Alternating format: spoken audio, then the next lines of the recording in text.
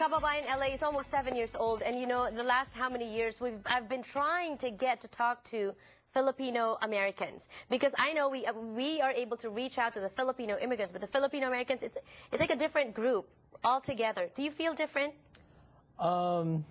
Yeah, I definitely see the divide sometimes. Yeah, and we're talking to members of the board of SC PASA today on the show, Liz, Jumar, and Chloe, and I'm learning a lot about you. Thank you so much for opening up, even though your parents are watching, but this is the time to talk to them indirectly, okay? So now is the time when we talk about frustrations, because earlier you talked about, you know, we want to connect with our heritage, but information is not readily available. Chloe said, you know, you get laughed at when you try to speak Tagalog or when you try to talk to your parents. What are some of your, we want to know you, what frustrates you? Oh, at parties.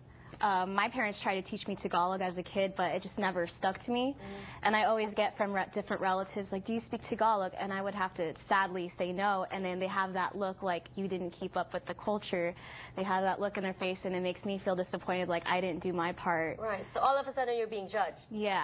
As if it was really your choice. But I mean, you know, parents also play a very important role. Had you, if you can go back in time, would you have wanted to learn?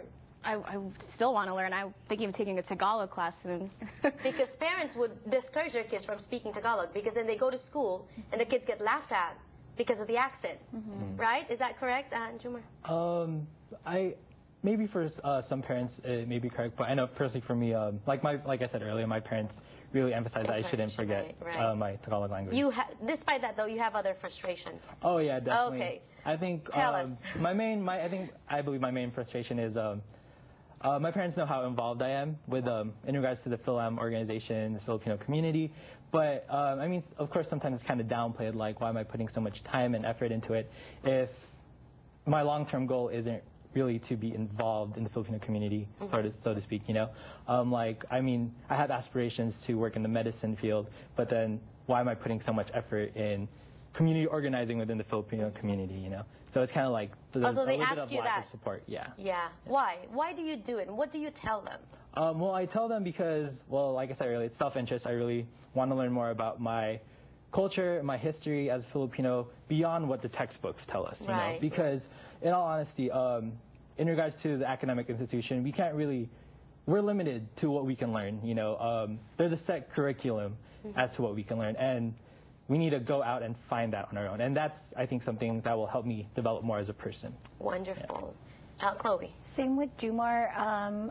My family really they disagree with the whole, like, being involved with the Fil-Am org because it takes up a lot of my time. Yeah. Like, honestly, like, there was no day I had available to be with my family. Okay. It was really terrible, and it kind of just put me in this predicament where, like, it was either family, school, or Filipino organization.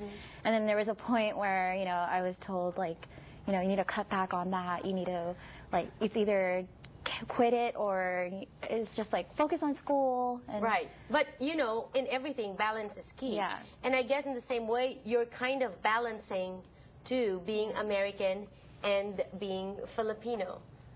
Can your relatives relate to that?